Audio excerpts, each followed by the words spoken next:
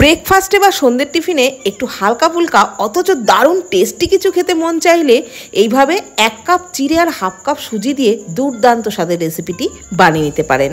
বানানো একেবারেই সহজ আর খেতেও দারুণ লাগে। তো এই রেসিপির জন্য একটা বড় মিক্সির জারতে নিয়ে নিচ্ছি 4 কাপের 1 কাপ চিড়ে। চিড়েটাকে আগে ভালো করে ঝেড়ে বেছে নিয়েছি।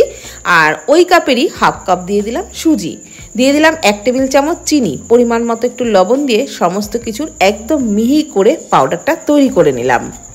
তো দেখুন এই রকম মিহি করেই কিন্তু পাউডারটা তৈরি করতে হবে। এবারে সমস্ত কিছু একটা পাত্রের মধ্যে ঢেলে নিচ্ছি। তারপর এখানে 1 কাপের থেকে একটু কম গরম দুধ নিয়েছি। তো ওই গরম দুধটাই অল্প অল্প করে দিয়ে চামচ দিয়ে খুব ভালো করে মেখে নিচ্ছি।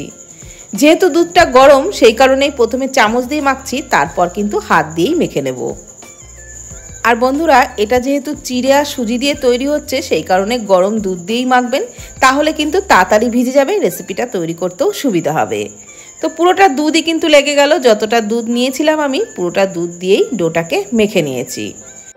আর এটা মেখে নেওয়া হয়ে গেলে অবশ্যই 5-7 মিনিটের জন্য কিন্তু রেস্টে রাখতে হবে।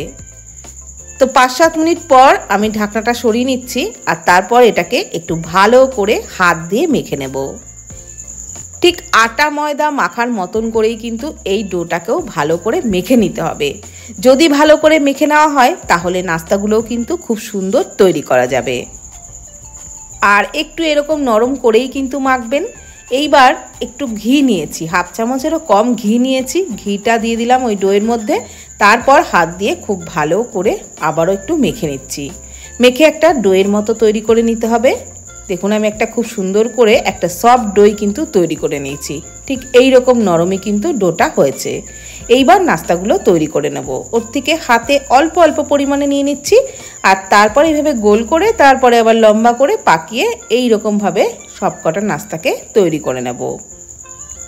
তো একই রকমভাবে আমি আরও একটা তৈরি করে দেখাচ্ছি। আবারও হাতে অল্প পরিমাণে একটু ওই ডোয়ের থেকে নিলাম, নিয়ে এইভাবে লম্বা করে পাকিয়ে ঠিক আরও একটা নাস্তা কিন্তু তৈরি করে নিয়েছি। আর একই রকমভাবে সব নাস্তাগুলোকেই আমি তৈরি করে নিয়েছি। আর এগুলো বানাতে কিন্তু বন্ধুরা একদমই সময় লাগে না, যেহেতু ডোটা সফট করেই মাখা আছে সেই কারণে ফটাফটি তৈরি হয়ে যায়। তো ওগুলো তৈরি করে নেওয়া হয়ে গেলে একটা ছিদ্রযুক্ত থালার উপরে একটু তেল মাখিয়ে নিলাম। তারপর সব কটা নাস্তাকেই থালার উপরে দিয়ে দিচ্ছি।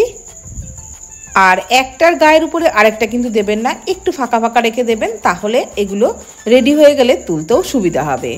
তো এইবার কড়াইয়ে অল্প জলের মধ্যে এই থালাটা বসিয়ে 5 থেকে 7 মিনিট মতো ভাপিয়ে নিলেই কিন্তু এই নাস্তাটা একেবারেই রেডি হয়ে যাবে।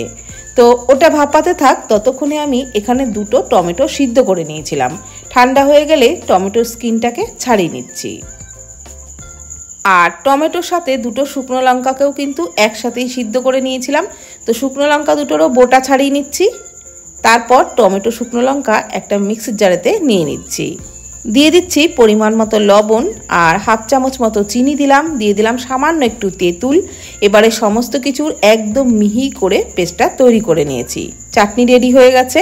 তো এদিকে কিন্তু আমাদের নাস্তাগুলো ভাপিয়ে নেওয়া হয়ে গেছে। আর চাটনিটা তৈরি করে নেওয়ার পর একটা পাত্রের মধ্যে ঢেলে নিলাম। তো এই চাটনি দিয়ে এই নাস্তার সাথে খেয়ে দেখবেন বন্ধুরা, খেতে দারুণ লাগবে। আর আপনারা কিন্তু এইভাবে ভাপিয়ে নেওয়ার পরই খেতে পারেন। তবে টেস্টটা আরও একটু বাড়ানোর জন্য আমি একটা ফ্রাইং প্যানের মধ্যে ওই 2 চামচ মতো ঘি দিয়েছি। ওর মধ্যে হাফ চামচ মতো কালো সর্ষে, সামান্য পরিমাণে একটু চিলি ফ্লেক্স আর সামান্য হলুদ গুঁড়ো দিয়ে নাড়াচাড়া করে লো ফ্লেমে একটু ভেজে নিলাম। একদম লো ফ্লেমেই কিন্তু ভাজতে হবে। তারপর ওই নাস্তাগুলোকে দিয়ে দিলাম। উল্টে পাল্টে নাড়াচাড়া করে ওই কয়েক সেকেন্ড ভেজে নিলেই এগুলো কিন্তু একেবারেই রেডি হয়ে যাবে। খুব বেশিক্ষণ ভাজার একদমই দরকার নেই। তো আমি উল্টে পাল্টে নাড়াচাড়া করে একটুখানি ভেজে নিয়েছি। এখন কিন্তু আমাদের দুর্দান্ত স্বাদের টিফিন একেবারেই রেডি। সকাল কিংবা সন্ধ্যের টিফিনে আপনারা এই রেসিপি বানিয়ে নিতেই পারেন। রেসিপি যেমন স্বাস্থ্যকর তেমন কিন্তু খেতেও দারুণ টেস্ট লাগে। আর এই চাটনির সাথে খেতে তো অসাধারণ লাগে। তো ভিডিওটি কেমন লাগলো প্লিজ কমেন্টের মাধ্যমে জানাবেন। ভালো থাকবেন, সুস্থ থাকবেন। ধন্যবাদ।